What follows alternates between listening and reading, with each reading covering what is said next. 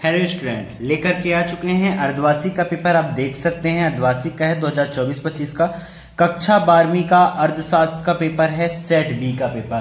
प्यारे बच्चों, अर्थशास्त्र का पेपर 9/12/2024 को होने वाला है, यानी 9 दिसंबर को अर्थशास्त्र का पेपर है, जो कि 80 नंबर का पेपर आएगा। प्यारे बच्चों, यदि आपको पूरे 80 में से 80 अंक चाहिए तो वीडियो के लास्ट तक बने रहना। और जिन्होंने अभी तक चैनल को सब्सक्राइब नहीं किया, सबसे पहले चैनल को सब्सक्राइब कर लो, बेल आइकन को प्रेस कर लो और इस वीडियो को जितना हो सके प्यारे बच्चों अपने दोस्तों में शेयर करो, ताकि सभी के पास पहुंच पाए और वो अच्छे से तैयारी कर सके। प्यारे बच्चों, जो अभी तक तैयारी नहीं कर रहे हैं तो एक बात मैं आपको बता दूं, जो ओरिजिनल पेपर के लिए चैनल पर डिपेंड है वो सतर्क हो जाओ, क्योंकि इस बार पेपर पूरा पैकेट होकर के एक दिन पहले ही विद्यालय पर आपके आएगा। वो भी जैसे आपका मेन पेपर आता है वार्षिक का, वैसे ही पैकेट पैक रहेगा, तो पेपर वायरल होने के बहुत कम चांसेस है। मैंने आपके लिए बहुत ही अच्छा एकदम रियल क्वेश्चन जो पेपर में अक्सर आते हैं वही क्वेश्चन आपको लेकर के आया हूँ, पूरे बता रहा हूँ। यदि आप पूरे क्वेश्चन को तैयार कर लेते हैं 60 से 70 नंबर बड़े आराम से ला सकते हैं पेपर में। तो अभी तक चैनल को जिन्होंने सब्सक्राइब नहीं किया, चैनल को सब्सक्राइब कर लो, बेल आइकन को प्रेस कर दो और इस वीडियो को जितना हो सके अपने दोस्तों में शेयर कर देना, ताकि सभी के पास पहुंच पाए और वो भी तैयारी कर सके। इसका यदि आपको पीडीएफ चाहिए तो नीचे टेलीग्राम का लिंक दे दूंगा, वहां से जाकर के आप पीडीएफ प्राप्त कर सकते हैं प्यारे बच्चों। और इस वीडियो को ज्यादा से ज्यादा शेयर कर देना, वेबसाइट का भी लिंक दे दूंगा, वहां से भी जाकर के प्राप्त कर सकते हो।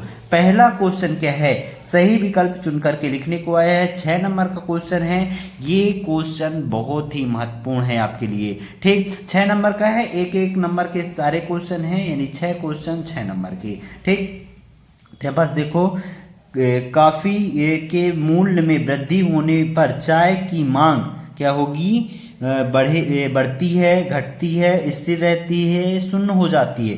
तो क्या होता है, बढ़ती है। क्या होगा, कॉफी के मूल्य में वृद्धि होगा तो ऑब्वियसली चाय की मांग ज़्यादा बढ़ेगी, यानी कॉफ़ी आज 40 रुपए का मिल रहा है, यदि वो 70 रुपए का हो जाएगा और चाय का प्राइस उतना ही रहेगा, सेम 5 रुपए या जहाँ 10 रुपए मिलता है, तो उसकी तो मांग बढ़ेगी, कॉफ़ी वाले चाय में शिफ्ट होने लगे, इसलिए क्या होगा, बढ़ती है। निम्नलिखित में से कौन सी वस्तु पूरक वस्तु है, तो कौन सी वस्तु पूरक वस्तु है, तो चाय तथा कॉफ़ी, कोक तथा पेप्सी, चावल तथा गेहूं, कार तथा पेट्रोल। प्यारे बच्चों, कार और पेट्रोल ये एकदम पूरक वस्तु हैं एक दूसरे से, क्योंकि चावल और गेहूं ये एक अन्न है, ठीक ना। कोक और पेप्सी ये दोनों एक तरल पदार्थ हैं, ठीक, कोक रहेगा या पेप्सी रहेगा दोनों चलेगा।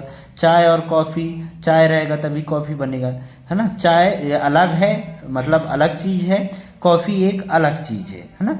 लेकिन कार के लिए पेट्रोल आवश्यक है, इसलिए कार और पेट्रोल इसका आंसर होगा द नंबर। ठीक, अगला क्वेश्चन क्या है, एक समाजवादी अर्थव्यवस्था का मूल उपदेश होता है अधिकतम उत्पादन, आर्थिक स्वतंत्रता, लाभ कमाना, अधिकतम लोक कल्याण, है ना।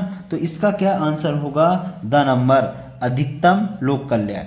उपयोगिता की माप की जा सकती है मुद्रा के द्वारा, वस्तु विनिमय के द्वारा, वस्तु के वजन के द्वारा या नैतिकता द्वारा। तो किसके द्वारा, मुद्रा के द्वारा। किसका, मुद्रा के द्वारा। उपयोगिता की माप किससे की जाती है, मुद्रा के द्वारा। ठीक, फिर किसी अर्थव्यवस्था में कीमत तंत्र के आधार पर निर्णय लिए जाते हैं, तो इसका क्या होगा, समाजवादी, पूंजीवादी या मिश्रित आ तथा बा दोनों, तो इसका होगा बा नंबर, पूंजीवादी। ठीक, फिर जब सीमांत उपयोगिता शून्य हो जाती है तब कुल उपयोगिता होती है, तो इसका आंसर क्या होगा बच्चों, इसका आंसर मैं यहाँ पास आपको दिखा रहा हूँ क्वेश्चन, इसमें से चूज कर लेना।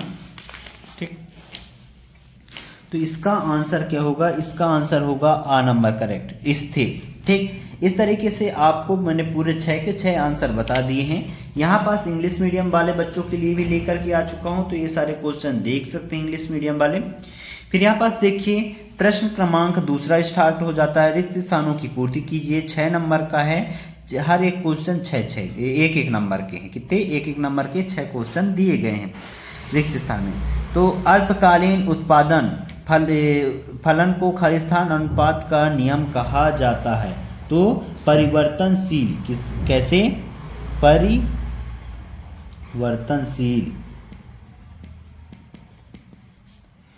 ठीक। फिर अगला क्या है, पैमाने को प्रतिफलों का संबंध खालिस्तान काल की अवधि से होता है। तो कौन से, दीर्घकाल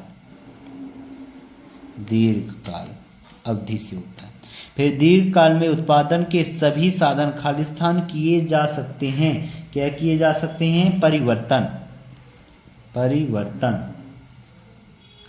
परिवर्तित किए जा सकते हैं, पहले जो परिवर्तित, ठीक। फिर ES=0 का अर्थ है कि ये पूर्ति को लोच खालिस्तान है। तो इसका होगा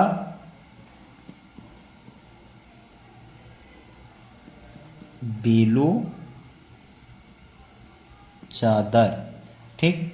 फिर औसत लागत वक्र का आकार खालिस्तान अक्षर जैसा होता है। तो कैसा अक्षर जैसा होता है, यू के जैसा होता है, ठीक। लागत फलन में लागत खालिस्तान उत्पादन का फलन होता है। तो इसका क्या होगा, उत्पादन फलन का होता है, ठीक। इस तरीके से रिक्त स्थान की पूर्ति कर लेना। फिर यहाँ पास देखो क्वेश्चन क्रमांक तीसरा क्या है, सत्य असत्य दिया गया है। क्या है, सत्य असत्य है, 6 नंबर का है। हर एक क्वेश्चन 1-1 नंबर के हैं। तो पहला क्या है, ब्रिटिश अर्थशास्त्री जॉन मिनार्ड कीन्स का जन्म 1993 में हुआ था। ये क्या है, असत्य होगा, ठीक। फिर DNP का राष्ट्रीय अवधारणा है। तो ये होगा सत्य। निवल निवेश सकल सकल निवेश माइनस मूल ह्रास होता है। ये भी क्या होगा, सत्य होगा, ठीक। फिर अति अल्प काल में पूर्णता है बेलोचदार होता है। ये भी सत्य होगा, ठीक।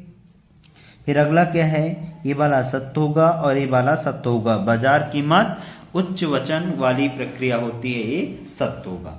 इस तरीके से सत्य असत्य आप लगा लेना। फिर यहाँ पास आप देखिए एक क्वेश्चन है, सही जोड़ी बना करके लिखने को कहा गया है।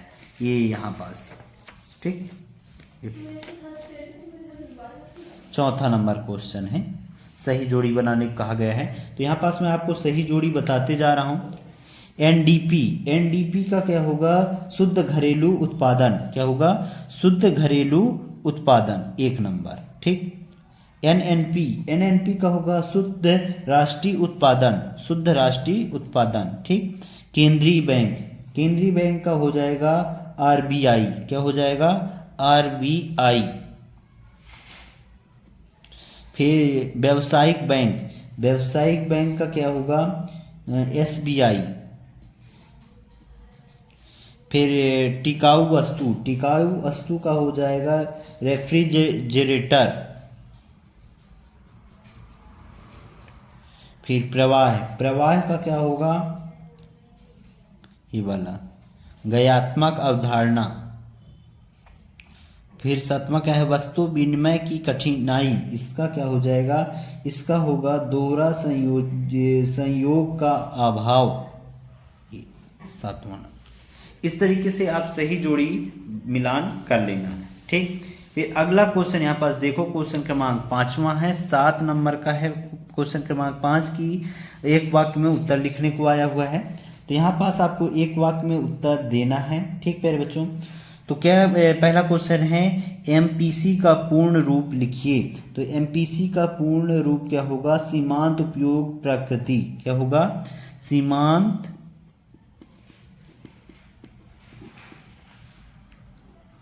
उपभोग प्रकृति, ठीक। फिर उपभोग फलन क्या होता है, उपभोग फलन क्या होता है प्यारे बच्चों, कुल आय तथा कुल उपयोग व्यवसाय में संबंध व्यक्त करना, ठीक। औसत उपभोग प्रवृत्ति क्या है, तो इसका आंसर होगा कुल उपभोग तथा कुल आय के अनुपात को बताती है, ठीक।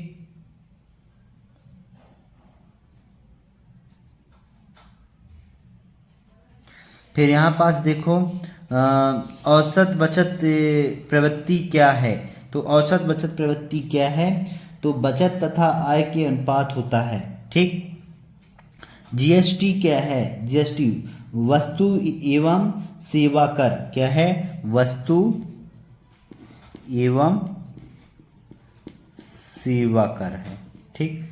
आदायगी संतुलन में कौन सी मदें शामिल की जाती हैं, तो इसका होगा दृश्य तथा आदर्श मदें।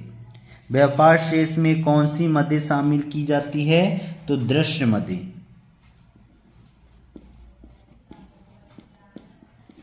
इस तरीके से आप लिख लेना। फिर यहाँ पास कुछ आपको क्वेश्चन दिखा दे रहा हूँ, अभी इनको आप तैयार कर लेना। इनके आंसर